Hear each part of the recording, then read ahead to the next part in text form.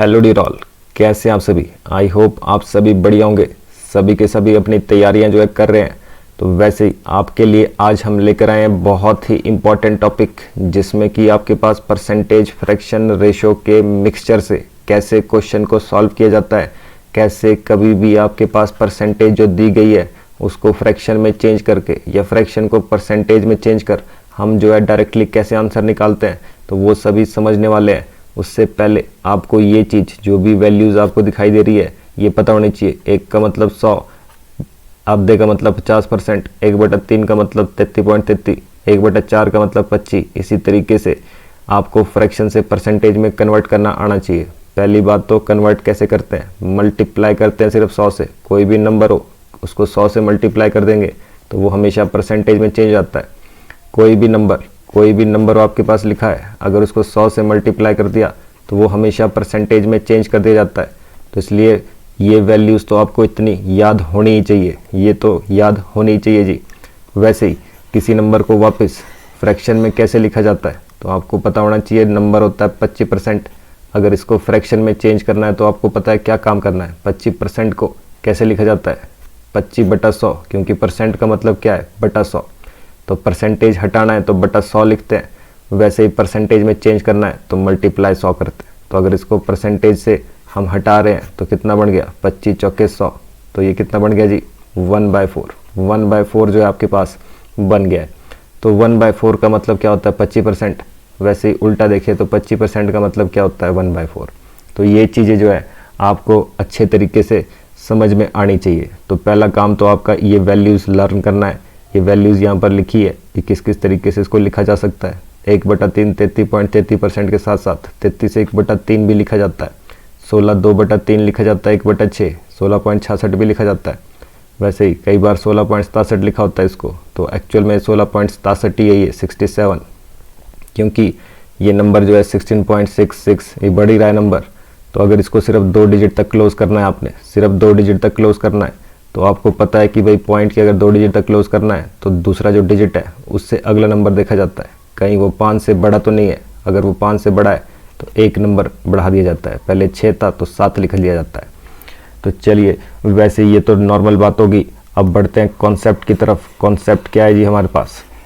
पहला तरीका जी किसी भी क्वेश्चन को करने का, जहाँ पर भी कोई चीज़ लगातार बढ़ रही है या घट रही है। जैसे मान लीजिए आपके पास एक दुकानदार जो है पहले 10% का डिस्काउंट देता है, उसके बाद फिर से जो है 5% का और डिस्काउंट दे देता है। अगर आपसे पूछा जाए कि कितने परसेंट का डिस्काउंट जो है उसको मिला है तो कैसे निकालेंगे, तो सबसे पहला तरीका तो जी आपके पास क्या है, ये सक्सेसिव परसेंटेज से क्वेश्चन को सॉल्व करने का।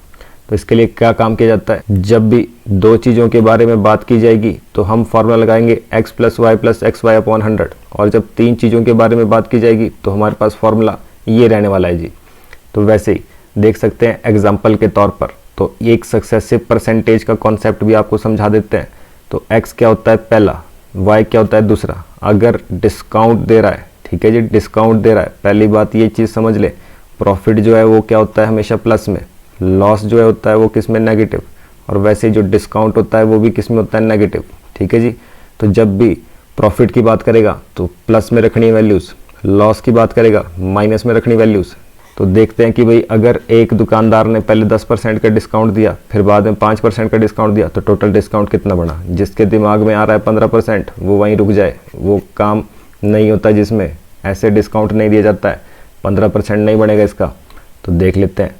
तो पहला कितना है जी डिस्काउंट, 10 का, तो लिखा -10। दूसरा क्या डिस्काउंट है, 5 का, तो इसको भी लिखेंगे -5। कहाँ भर रहे हैं, इसमें x y, फिर क्या है प्लस x × y। x कितना है, -10, y कितना है, -5। तो ये हो गया जी, बटा क्या है 100, बटा क्या है 100। तो वैसे ही सॉल्व कर रहे हैं तो 10 और 5 15 हो गया, माइनस माइनस प्लस, पर साइन माइनस का ही। तो वैसे ही ये तो माइनस माइनस कंप्लीटली प्लस हो गया, आपके पास कंप्लीटली प्लस हो गया है। तो प्लस का 10 5 ज़ा 50 अपॉन कितना है 100। तो इसको सॉल्व किया, 1 0 से 1 0 तो कट गई, 1 0 से 1 0 कट गई। और वैसे ही आपके पास कितना बन गया, अगर इसको पॉइंट में चेंज कर दिया जाए तो ये कितना बन गया 0.5। तो इसको सॉल्व किया जाएगा तो एक है -15, एक है 0.5, तो कितना बन गया जी, प्लस माइनस माइनस साइन रहेगा, जो बड़ा है उसका माइनस का, तो 15 में से आधा माइनस कर दिया तो कितना हो गया 14.5%, 14.5%। तो ये क्या है जी, ये हुआ डिस्काउंट। 15% इसका आंसर नहीं है, 14.5%। तो पहली बात, इस तरीके का यूज़ जब भी कोई चीज़ लगातार बढ़ रही है या घट रही है, या कोई एक चीज़ बढ़ रही है दूसरी चीज़ घट रही है, वहाँ पर हमेशा यही काम किया जाएगा। तो आज का जो हमारा टॉपिक रहने वाला है उसमें सबसे पहली चीज़ प्रोडक्ट कॉन्स्टेंसी मेथड। ऐसे क्वेश्चन जिसमें जो प्रोडक्ट आपके पास बन रहा है, जो प्रोडक्ट बन रहा है वो अगर कांस्टेंट रहे, अगर कांस्टेंट रहे तो क्वेश्चन कैसे किए जाते हैं जी। तो ध्यान रखें, पहली बात एक्सपेंडिचर का फॉर्मूला। एक्सपेंडिचर क्या होता है, खर्चा। तो जो ये खर्च है, खर्च का फॉर्मूला क्या होता है, खर्च किसके बराबर होता है, जो भी प्राइस होता है और जो भी खपत है, जितने की भी ज़रूरत है आपको, ठीक है जी, जो भी प्राइस है, मूल्य है, और जो भी खपत हो रही है उसके ऊपर खर्च डिपेंड करता है। अब चीनी लगती है 10 किलो, चीनी लगती है 10 किलो, रेट है 50 किलो, तो एक्सपेंडिचर खर्चा कितना हुआ जी, तो आप बोलेंगे 500 रुपये। तो वो कैसे निकला जी, इसी तरीके से। तो जो खर्च होता है वो प्राइस और कंजप्शन पर डिपेंड करता है। तो अगर आपके पास क्वेश्चन आए, क्वेश्चन कहता है कि यदि किसी चीज़ का मूल्य बढ़ जाए, मान लेते हैं चीनी का दाम जो है बढ़ गया है, 20% बढ़ा दिया है, तो अगर 20% बढ़ा दिया है, खर्चा कितना कम किया जाए, खर्चा कितना कम करें कि एक्सपेंडिचर बराबर रहे। भाई पैसे तो नहीं है, सैलरी तो नहीं है। तो ध्यान रखिए, जब भी कोई चीज़ बढ़ती है दूसरी चीज़ घटानी पड़ती है, क्योंकि हमारे को खर्चा तो बराबर ही रखना है। अगर पहले 500 रुपये का खर्चा हो रहा था तो अभी भी 500 रुपये का खर्चा ही होना चाहिए। मतलब कोई चीज़ बढ़ रही है तो दूसरी घटानी पड़ती है। वैसे दूसरा लेते हैं प्रोडक्शन। जो प्रोडक्शन हो रही है टोटल फैक्ट्री में, जो प्रोडक्शन हो रही है टोटल फैक्ट्री में किसके ऊपर डिपेंड करती है, एक तो जितने लोग वहाँ पे काम कर रहे हैं उनके ऊपर, और साथ ही साथ वो कितने घंटे काम कर रहे हैं, क्या उनका टाइम है काम करने का, उसके ऊपर डिपेंड करता है। कहता है आपके पास कि लोगों को अगर घटा दिया जाए, कुछ लोग कम कर दिए जाए, तो वर्किंग आवर्स के ऊपर क्या फ़र्क पड़ेगा। तो ऑब्वियस सी बात है, अगर प्रोडक्शन सेम रखनी है, अगर आपको प्रोडक्ट उतने ही बनाने हैं, तो अगर लोग कम हो गए तो वर्किंग आवर्स बढ़ाने पड़ेंगे, तभी तो आपके पास जो फैक्ट्री में प्रोडक्ट बन रहे थे उतने बन पाएंगे। ठीक है जी, अगर लोग कम हो गए तो वर्किंग आवर्स तो बढ़ाने पड़ेंगे। तो एक चीज़ घटाई तो दूसरी अपने आप बढ़ानी पड़ती है। वैसे ही एक और एग्जांपल कहता है एरिया। एरिया क्या होता है, रेक्टेंगल का। रेक्टेंगल का एरिया क्या होता है जी, लेंथ इनटू ब्रेड्थ।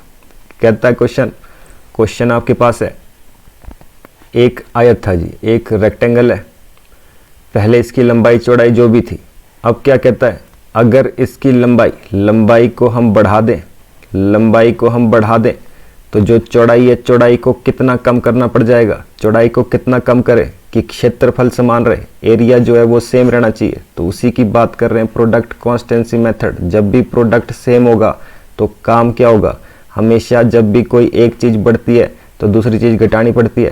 पहले ये कुछ ऐसा दिखता था, ठीक है जी, एरिया कितना है, जो इसके अंदर ये आ रहा है ये इसका एरिया है। अब क्या बोलता है, अगर इसकी लंबाई बढ़ा दें, तो अगर लंबाई हमने इसकी बढ़ा दी तो चौड़ाई तो बेसिक बात है कम करनी पड़ जाएगी, चौड़ाई तो कम करनी पड़ जाएगी, ताकि जितना एरिया पहले था उतना ही एरिया जो है अभी भी रहे। जितने सामान पहले इसमें आ रहा था उतना ही सामान जो है अभी भी इसमें आए। तो कोई चीज़ अगर बढ़ा दी, दूसरी चीज़ क्या करनी पड़ती है, कम, दूसरी चीज़ क्या करनी पड़ती है, कम। पहले ऐसा था, अब ऐसा बन गया, ये एरिया फिर भी उतना ही रखना था आपको। तो ऐसे क्वेश्चन में हमारे पास काम किसका आता है, प्रोडक्ट कॉन्स्टेंसी मेथड का जी। तो इसी चीज़ को जो है हमने अभी समझना है। तो चलिए जी, सबसे पहले टाइप ए वाले क्वेश्चन, पहले टाइप के बनने वाले क्वेश्चन आपके पास क्वेश्चन कह रहा है, कहता है कि एक आयत की, एक रेक्टेंगल की लंबाई को हमने बढ़ा दिया, एक आयत की लंबाई को 20% बढ़ा दिया, तो बताइए उसकी चौड़ाई को कितने % कम करना पड़ेगा ताकि एरिया जो है सेम रहे। मेन कंडीशन यही है, एरिया सेम रहना चाहिए। ठीक है जी, प्रोडक्ट सेम नहीं करना चाहिए। तो प्रोडक्ट अगर सेम रहना चाहिए तो क्या काम करना पड़ेगा, तो अब देखिए पहले टाइप का क्वेश्चन और कंक्लूजन भी आपके सामने है यहीं पर। ध्यान रखें, जब भी कभी आपके पास इस तरीके का क्वेश्चन आएगा कि एक चीज़ बढ़ानी है, दूसरी चीज़ घटानी है, या दूसरी चीज़ का कुछ भी करना है, उसमें एरिया सेम रहना चाहिए। अगर एरिया सेम वाले क्वेश्चन होंगे तो 1 सेकंड में इसका आंसर आता है। अब देखिए क्या है, लंबाई बढ़ाई, चौड़ाई क्या करना है, घटानी है। तो आप देखिए पहले वैल्यूज़ कहाँ को बढ़ घट रही है, ऊपर को जा रहे हैं तो वैल्यूज़ बढ़ रही है, नीचे को जा रहे हैं तो वैल्यू घट रही है। तो वैसे ही अभी आपके पास आंसर कितना है, अभी आपके पास बढ़ाया कितना है 20%, 20% बढ़ाया है। आपको बोल रहा है चौड़ाई को क्या करना है, कम करना, तो कहाँ जाना पड़ेगा, ऊपर या नीचे, आप बोलेंगे नीचे को। तो अगर 20% अभी है तो अगर कम करना है नीचे को जाएंगे तो कितना बनेगा 16.66%, और वही इसका आंसर निकलेगा जी, वही इसका आंसर निकलेगा। फिर से एक और क्वेश्चन ले लेते हैं। आपके पास फिर से एक रेक्टेंगल के ऊपर क्वेश्चन है, कहता है कि भाई एक रेक्टेंगल की लंबाई हमने घटा दी 25% घटा दी, तो बताइए उसकी चौड़ाई कितनी बढ़ाई जाए, चौड़ाई कितने % बढ़ाई जाए कि आपके पास जो एरिया है एरिया रहे सेम। तो काम क्या होता है, अब आपको पता है कि कोई एक चीज़ घट रही है दूसरी चीज़ बढ़ानी पड़ रही है, क्योंकि एरिया सेम चाहिए, ठीक है जी, उतना ही एरिया चाहिए। तो आपके पास क्या है, बढ़ाने को क्या बोल रहा है, बढ़ाने के लिए बोल रहा है, ऊपर जाने के लिए बोल रहा है। तो हम भी ऊपर को जाएंगे, तो 25% से ऊपर क्या दिख रहा है, 25% से ऊपर क्या दिख रहा है 33.33%। तो इसका आंसर क्या आएगा 33.33%, 33.33%। और ले लेते क्वेश्चन, कहता है कि भाई ए की सैलरी जो है 25% ज़्यादा है बी से, ए की सैलरी बी से 25% ज़्यादा है, तो बी की सैलरी जो है ए से कितने % कम होगी। इस तरह के बनने वाले क्वेश्चन, ध्यान रखें टाइप का, क्योंकि अलग अलग टाइप के होते हैं क्वेश्चन, पर मेथड लगना है वही। तो इसमें भी आपके पास क्या है, एक बढ़ रहा है तो दूसरे की सैलरी घट रही है, एक की घट रही है तो दूसरे की सैलरी बढ़ रही है। तो इस तरह के क्वेश्चन में काम क्या है वही। तो आपके पास कितना बोला इसने 25%, तो कहाँ है जी 25% तो यहाँ है। कहता है बी की सैलरी कितनी कम है, कम करने के लिए बोल रहा है, तो कम कहाँ होगा, ऊपर को या नीचे को, तो आप बोलेंगे नीचे को। तो उसका आंसर कितना आएगा, 25 से नीचे क्या होता है 20%, 25 से नीचे क्या होता है 20%। ऐसे ही निकलेंगे आंसर, ऐसे ही हर चीज़ के आंसर निकलेंगे। कोई भी क्वेश्चन हो, आपसे कह ले कि भाई ए की सैलरी जो है वो आपके पास 16.66% ज़्यादा है बी से, 16.66% ज़्यादा है बी से, तो बताओ बी की सैलरी कितनी कम होगी ए से, तो कितनी कम होगी ए से, तो कम करनी है तो 16.66 यहाँ दिख रहा है, कम कहाँ करेंगे नीचे को आके, तो कम करना है तो आपको पता है आंसर कितना आएगा 14.28%। ऐसे ही डायरेक्ट क्वेश्चन हो जाते हैं। तो ध्यान रखिए जब भी कोई एक चीज़ बढ़ रही है दूसरी घटानी पड़ जाए, आपके पास डायरेक्ट वैल्यूज़ यहाँ पर है, इससे आप आसानी से आंसर जो है निकाल सकते हैं। वैसे ही और लेते क्वेश्चन, तो जो भी हमने यहाँ पर फॉर्मूले देखे, कोई एक चीज़ बढ़ रही है दूसरी घटानी पड़ती है, बढ़ रही है दूसरी घटानी पड़ती है, एक बढ़ रही है दूसरी घटानी पड़ती है। अगर ये सेम चाहिए, आपको सेम चाहिए रिजल्ट, तो यही काम करना पड़ता है। तो अब देखिए अगर एक चीज़ बढ़े दूसरी घटे, तो उसमें काम हमेशा हमारे पास किस चीज़ का होगा, इन्हीं फ्रैक्शंस का। तो वैसे ही क्वेश्चन कोई भी ले लें, क्वेश्चन ले लेते हैं इन्हीं एक्सपेंडिचर और एरिया के ऊपर तो हमने क्वेश्चन देख लिया, एक्सपेंडिचर के ऊपर देख लेते हैं। क्वेश्चन आपके पास कह रहा है, कहता है कि चीनी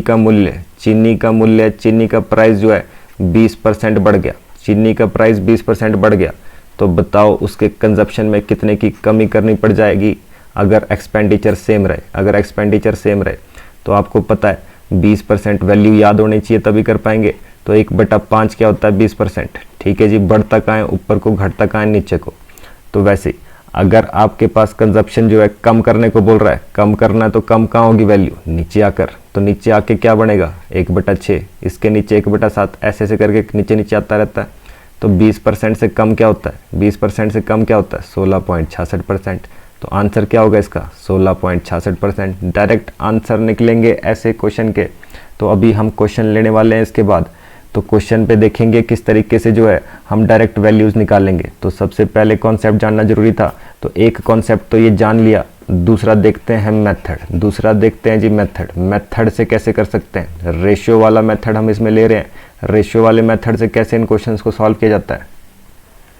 तो अब देखिए जी, तो रेशियो मेथड में क्या चीज़ें आपको ध्यान रखनी है। तो रेशियो मेथड लेंगे कहाँ से हम, जैसे कि आपके पास सबसे पहले क्वेश्चन 20% से शुरू हो रहा है, 20% को पहले किस में चेंज करेंगे, फ्रैक्शन में चेंज कर दिया।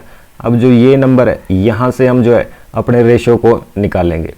पहली बात, इंक्रीजेस का मतलब क्या होगा प्लस, डिक्रीजेस का मतलब क्या होगा माइनस। जैसे कि मान लीजिए आपके पास यही क्वेश्चन ले लेते हैं, 20% का क्वेश्चन है, कहता है कि भाई 20% इंक्रीज हो गया तो आपको कैसे लिखना है, 1/5 तो लिखना ही है। डिक्रीज हो गया तो भी 1/5 तो लिखना ही है। फर्क किस चीज़ का है, यहाँ पर इंक्रीज हो रहा है तो प्लस का साइन रखना है, डिक्रीज हो रहा है तो माइनस का साइन रखना है। इंक्रीज हो रहा है तो प्लस का साइन, डिक्रीज हो रहा है तो माइनस का साइन। वैसे ही अब आपके पास अगर हम बात करें इसके रेशो की कि भाई रेशो क्या बनेगा, मान लेते हैं हम बात कर रहे हैं प्राइस की, किसी चीज़ का प्राइस जो है 20% बढ़ गया, किसी चीज़ का प्राइस 20% बढ़ गया तो उसको कैसे लिखा जाएगा रेशो में। तो आपके पास बढ़ने की बात करिए, इंक्रीजेस का केस है तो देख लेते हैं 1/5। तो ध्यान रखें जो ये 1/5 लिखा है, ये 1/5 क्या होता है, ये 5 जो नीचे लिखा है ये रहती है बेस वैल्यू। बेस वैल्यू जो होती है वो हमेशा क्या होती है, या तो ओल्ड वैल्यू या आप कह सकते हैं ओरिजिनल, जो उसका ओरिजिनल दाम था किसी भी चीज़ का, original price, old price, base value, ये नीचे वाला नंबर रिप्रेजेंट करता है। और जो ऊपर है, ऊपर क्या रिप्रेजेंट करता है, क्या बढ़ रहा है या घट रहा है, बढ़ रहा है तो प्लस, घट रहा है तो माइनस। तो हमने क्या कहा, वैल्यूज इसमें कैसे निकाली जाती है। मान लीजिए आपके पास नंबर लिखा है 1/5, बढ़ रहा है तो हम क्या लिखते हैं प्लस, तो जो ये नीचे लिखा ये क्या होती है ओल्ड वैल्यू, ये क्या होती है ओल्ड वैल्यू, लिख लिया जी 5। और इसी को हम इनिशियल वैल्यू भी कह सकते हैं कि ये पहली जो है वैल्यू होती है। और आपके पास फाइनल वैल्यू, न्यू वैल्यू कहो या फाइनल जो वैल्यू वो कैसे निकालते हैं, तो आपको पता है अगर पहले दाम 5 था, अगर एक बढ़ जाए तो कितना हो जाएगा, ऊपर प्लस करते हैं, जो भी है माइनस है तो माइनस करेंगे, प्लस है तो प्लस करेंगे।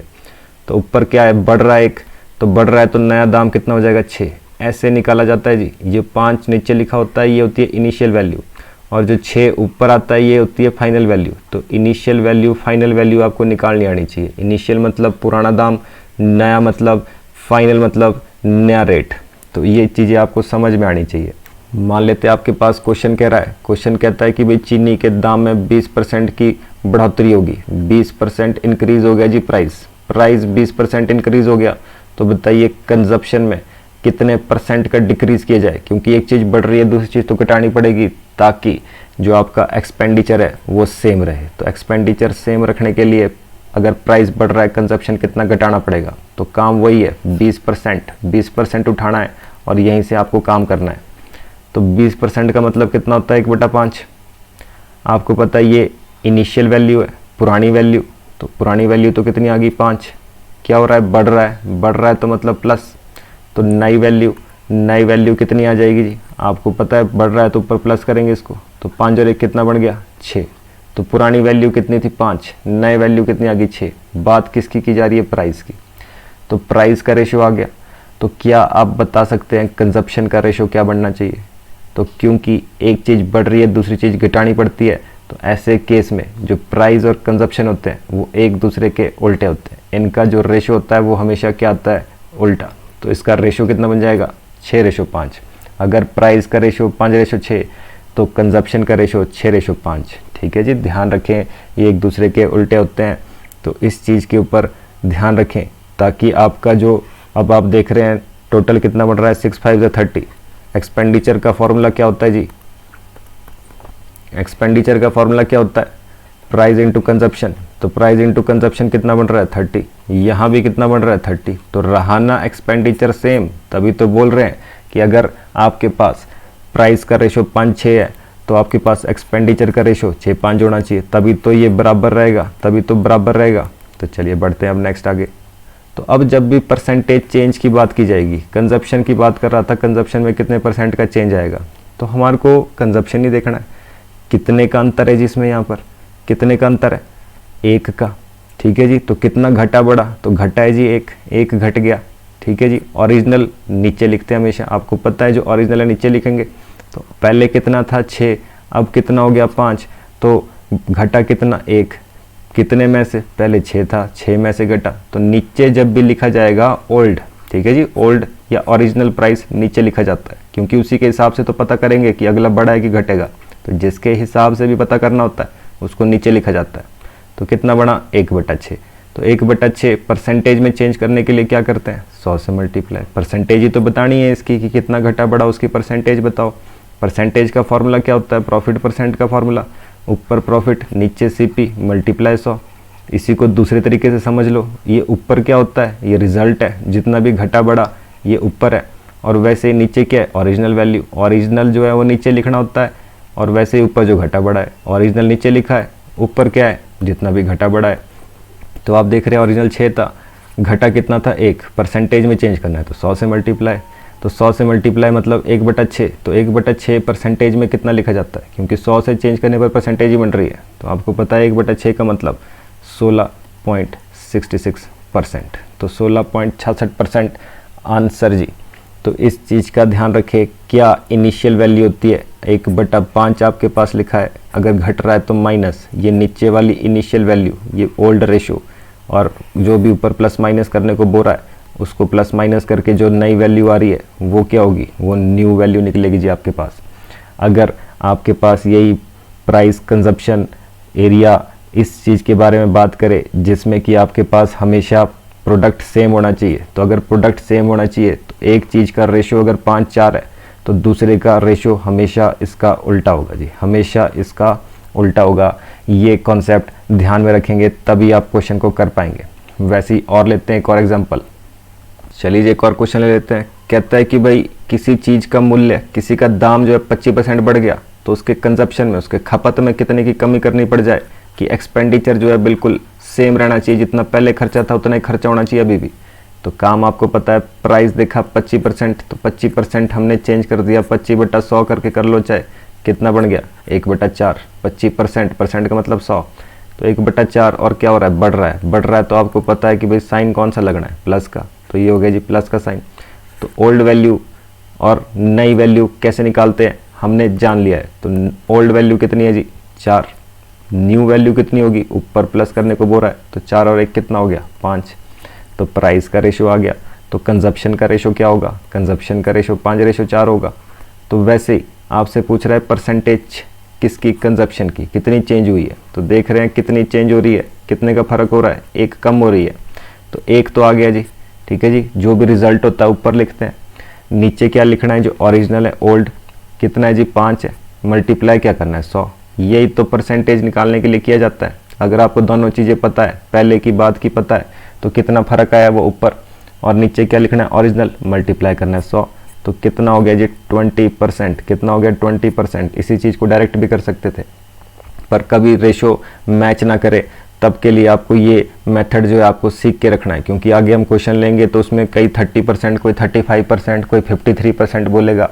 तो तब क्या करेंगे, तो उसके लिए यही काम है, पहले इसको रेशो में चेंज, ठीक है जी, फ्रैक्शन में चेंज किया, यहाँ से रेशो निकाला, और जो भी चीज़ पूछ रहा है उसी का देख लिया कितना परसेंट जो है चेंज हो रहा है। परसेंटेज निकालने के लिए यही है, यही काम है मेन, परसेंटेज निकालने के लिए। तो चलिए नेक्स्ट बढ़ते हैं जी। नेक्स्ट हम बात करते हैं जी नेट चेंज की। ये क्वेश्चन आपके पास रहते हैं, मान लेते हैं क्वेश्चन किस तरीके से होगा। एक रेक्टेंगल है जी, एक रेक्टेंगल एक आयत है, कहता है कि भाई इसकी लंबाई भी बढ़ाई गई, इसकी चौड़ाई भी बढ़ाई गई। इसकी लंबाई जो है 10% बढ़ा दी और इसकी चौड़ाई भी 10% बढ़ा दी। तो अब जो नया आपके पास रेक्टेंगल बना है, इसका एरिया तो दिख रहा है कम है, इसका एरिया दिख रहा है, इसका एरिया तो ज़्यादा है। तो जो ये नया रेक्टेंगल बना है, ये बनने के लिए कितने परसेंट का चेंज आया है, तो नए और पुराने में कितने परसेंट का चेंज है, ठीक है जी, कितना परसेंट बढ़ा या कितना परसेंट कोई चीज़ घटी है। तो इस तरह के बनने वाले जो क्वेश्चन होते हैं इसी को कहा जाता है नेट चेंज। तो नेट चेंज कितना बढ़ा पहले और बाद में, कितने का फर्क आया। तो चलिए जी इस तरह के क्वेश्चन कैसे करते हैं देख लेते हैं। तो रेशो वाला मेथड ही लेंगे हम इसमें भी। तो मान लेते हैं एक रेक्टेंगल है जिसकी लंबाई 20% बढ़ाई गई, 20% बढ़ाई गई, और उसकी चौड़ाई जो है वो 10% बढ़ाएगी, 10% बढ़ा दी इसकी चौड़ाई भी, ठीक है जी। तो बताइए कि उसके एरिया में क्या फ़र्क पड़ा, नेट चेंज कितने परसेंट का आया, कितने परसेंट का चेंज आया, हाउ मच परसेंटेज, कितने परसेंट का चेंज आया जी। तो काम क्या है आपको पता है, रेशो तो निकलना है दो, एक पुराना एक नया। क्या क्या चीज़ें हैं, अब हमारे पास लेंथ और ब्रेड्थ की बात कर रहा है, तो एक लेंथ का और एक ब्रेड्थ का। तो पहले तो लिखने का तरीका, और निकलेगा क्या इससे, निकलेगा एरिया, निकलेगा क्या एरिया, पुराना एरिया नया एरिया निकाल देंगे तो ये भी बता देंगे कि भाई कितने का फ़र्क है उसमें। तो हम काम भी वही करने वाले हैं, पुराना और नया एरिया निकालेंगे। पहले वाले कितना था अब कितना है, तो अब देखिए जी, तो पहले बोल रहा है 20%, तो 20% हमारे को पता है 20% का मतलब क्या होता है 1/5, क्या है बढ़ा हुआ है तो प्लस, 10% बोलेगा तो 10% भी क्या होता है 1/10, बड़ा हुआ है तो मतलब प्लस। तो देख लेते हैं इन दोनों की वैल्यू। तो ओल्ड लेंथ कितनी हो जाएगी 5, नई कितनी हो जाएगी प्लस हो रही है, 1 प्लस हो रहा है तो 6। अब चौड़ाई कहीं उसका उल्टा ना कर दें, अब दोनों चीज़ें दी है हमारे पास। तो दूसरी चीज़ में क्या है, इसमें कोई क्वेश्चन नहीं है, पीसीएम वाला तो क्वेश्चन ही नहीं है ये, ठीक है जी, अलग अलग टाइप के क्वेश्चन है, ये दूसरे टाइप का क्वेश्चन है। तो अब ब्रेड्थ कितनी बोल रहा है, बेस वैल्यू 10, और ये क्या है बड़ी है, बड़ी है तो 1 बढ़ गया तो कितना हो गया 11। तो ये हो गया। तो आपसे पूछ रहा है कितने परसेंट का चेंज आया। तो परसेंट का चेंज निकालने के लिए पहले तो ये पता होना चाहिए पहले एरिया कितना था। तो पहले कितना एरिया था, ओल्ड रेशो 5:10, तो लेंथ इंटू ब्रेड्थ ही तो निकलता है एरिया। तो लेंथ इंटू ब्रेड्थ कितना हो गया 10 5 50, तो ये बन गया। नया एरिया कितना बनेगा 11 6 66, तो नया एरिया ये हो गया। तो पूछ रहा है परसेंटेज चेंज। तो परसेंटेज चेंज के लिए तो यही काम है, कितने का फर्क है, रिजल्ट कितना है जिसमें, रिजल्ट है जी 16 का फर्क है इसमें, ठीक है जी। नीचे क्या आएगा, नीचे ओरिजिनल वैल्यू, ओरिजिनल कितनी है 50, मल्टीप्लाई क्या करना है 100, मल्टीप्लाई क्या करना है 100। तो 50 से कट गया नंबर, तो कितना बन गया 50 दूनी 100, तो ये कितना बन गया जी 16 दूनी 32%। 32% का चेंज आया है, क्योंकि ये वैल्यू प्लस में ही है, बढ़ रहा है ऊपर, इसलिए क्या है 32% बढ़ रहा है। वैसे ही कम हो रहा था तो 32% घट जाता जी। तो ध्यान रखें इस तरीके से जो है हम कभी भी जो भी जिसमें चेंज का पता लगाना है कि कितना परसेंट का चेंज हो रहा है, काम हमेशा यही किया जाएगा। Let us take one more example, एक और एग्जांपल ले लेते हैं। क्वेश्चन ले लेते हैं स्क्वायर का, क्वेश्चन ले लेते हैं स्क्वायर का। कहता है कि भाई एक स्क्वायर की जो साइड है, साइड बढ़ा दी हमने, स्क्वायर की साइड जो है वो बढ़ा दी 20%। तो बताओ कि इफेक्ट क्या बनेगा, जो भी उसका एरिया है उसमें कितने परसेंट का चेंज आएगा, एरिया में कितने परसेंट का चेंज आएगा, कितना बढ़ा कितना घटा। तो काम क्या होता है एरिया का फॉर्मूला, तो एरिया ऑफ स्क्वायर क्या होता है साइड इंटू साइड, मतलब इसमें दो चीज़ें क्या है साइड है जिनके बारे में बात करनी है। तो रेशो किसका आएगा, एक ओल्ड एक न्यू, एक साइड का एक दूसरी साइड का, क्योंकि साइड बराबर होती है सारी, तो एक साइड बढ़ गई तो मतलब सारी की सारी बढ़ गई इसमें 20%। तो 20% का मतलब कितना हुआ 1/5। नीचे वाली क्या होती है बेस वैल्यू, तो ये आ गया 5। नए क्या होगी बढ़ रहा है तो मतलब प्लस, तो नई वैल्यू 5 और 1 कितना हो गया 6। दूसरी साइड का क्या हिसाब किताब है, दूसरी साइड भी बढ़ेगी, हर साइड बढ़ेगी, तो उसका रेशो भी कितना आ गया 5:6, ठीक है जी। इसका रेशो भी कितना, दूसरी साइड का भी सेम 20%, साइड इंटू साइड ही तो फॉर्मूला होता है। तो ये हो गया। तो अब देख रहे हैं कि भाई पहले एरिया का फॉर्मूला क्या होता है साइड मल्टीप्लाई बाय साइड। तो वैसे ही पहले कितना था एरिया, पहले देख रहे एरिया था 25 का, अब कितना एरिया, अब एरिया 36 का, पहले था 25 का अब है 36 का, कितने का फ़र्क है इसमें, तो आप बोलेंगे 11 का फ़र्क है जी। नीचे क्या आता है, आप बोलेंगे ओरिजिनल वैल्यू 25, मल्टीप्लाई क्या करते हैं 100 करते हैं, तो 25 चौके 100, 11 चौके 44% का जो है इसमें चेंज आया जी 44%, और क्या है बढ़ा हुआ है, बढ़ गया है एरिया 44%।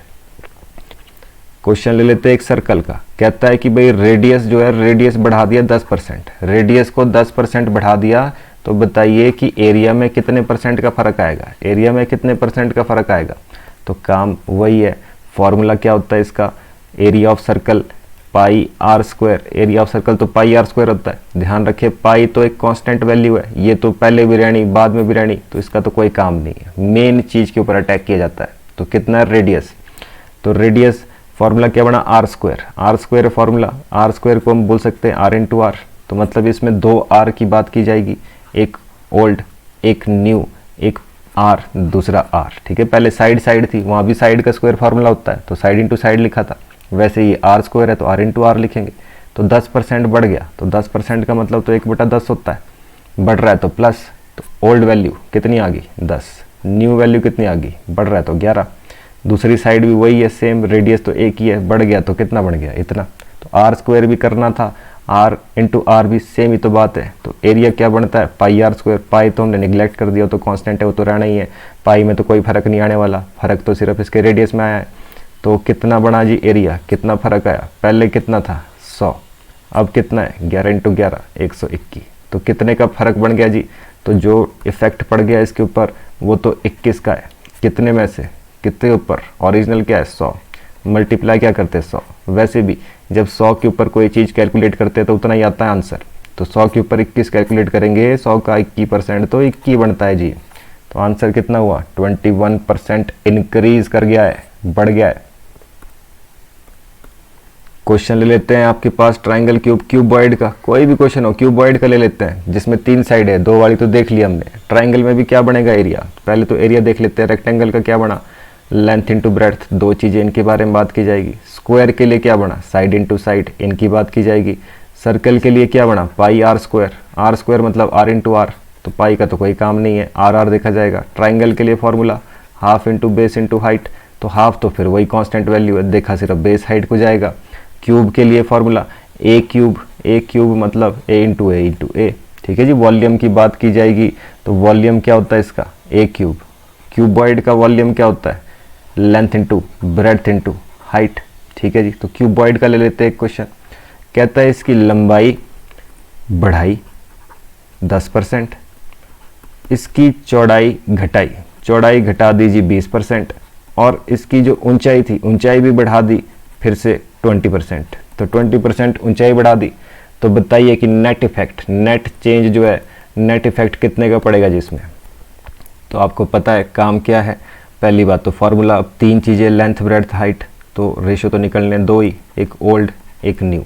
किस चीज़ का, एक लेंथ का, एक ब्रेड्थ का और एक हाइट का, तभी तो इनको मल्टीप्लाई करके पहले का और बाद का एरिया निकालेंगे। तो देख लेते हैं जी, पहले 10% है जी, 10% का मतलब तो 1/10 होता है, 10% तो 1/10 है, तो बढ़ रहा है तो प्लस, तो ओल्ड वैल्यू 10 है तो नई वैल्यू कितनी होगी, प्लस हो रहा है तो 11, प्लस हो रहा है तो 11। वैसे ही ब्रेड्थ कितना है जी, ब्रेड्थ तो हमारे को पता है 20% है, तो 20% क्या हो रहा है, घट रहा है, तो 20% कितना होता है जी, तो 20% हमारे को पता है 1/5 होता है। क्या है, घट रहा है तो माइनस, तो ओल्ड वैल्यू क्या है 5, नई वैल्यू क्या हो जाएगी 4, नई वैल्यू कितनी है 4। वैसे ही आपके पास फिर से क्या कह रहा है नेक्स्ट, हाइट के बारे में। तो हाइट कितना 20% बढ़ रही है, तो 20% तो 1/5 होता है, बढ़ रहा है तो प्लस है। ओल्ड कितनी है 5, नई कितनी वैल्यू है 6। तो क्या काम, वही काम, एरिया निकालना पड़ेगा। तो एरिया कितना है, 5 5 25, 25 इंटू 10 250 एरिया आ गया जी पहले का। और यहाँ कितना है, 6 चौके 24, 24 इंटू 11, 24 इंटू 11, तो 24 इंटू 11 कितना होता है 264, 264। तो कितने का फ़र्क पड़ा है जी इसमें, क्या हुआ, पहली बात तो बढ़ रहा है जी, ठीक है जी, बढ़ रहा है। कितना बढ़ रहा है, तो आप देख रहे हैं इसमें 14 का फ़र्क है, 14 बढ़ गया। नीचे क्या लिखते हैं, जो ओरिजिनल है 250 मल्टीप्लाई क्या करते हैं 100, तो 25 से 25 10 250, 25 चौके 100, तो 14 चौके कितना होता है जी 56, 14 चौके कितना होता है 56। तो ये हो गया जी 56, नीचे कितना है 10, तो पॉइंट लग जाएगा इसका, कितना बढ़ा 5.6। तो क्या हो रहा है, बढ़ रहा है, 5.6% बढ़ रहा है, सिर्फ 5.6% क्या हो रहा है, बढ़ रहा है जी। तो आई होप आपको ये कॉन्सेप्ट समझ आए होंगे। बस यही कॉन्सेप्ट थे जिनके ऊपर जो अब क्वेश्चन हमने करने हैं, ठीक है जी। यही रेशो, बस क्वेश्चन किस तरीके से चेंज होते हैं, मेन तो आपके पास क्वेश्चन ही है, तो क्वेश्चन कितने तरीके से चेंज होता है वो सभी की सभी चीज़ें जो है हम देखने वाले हैं जी।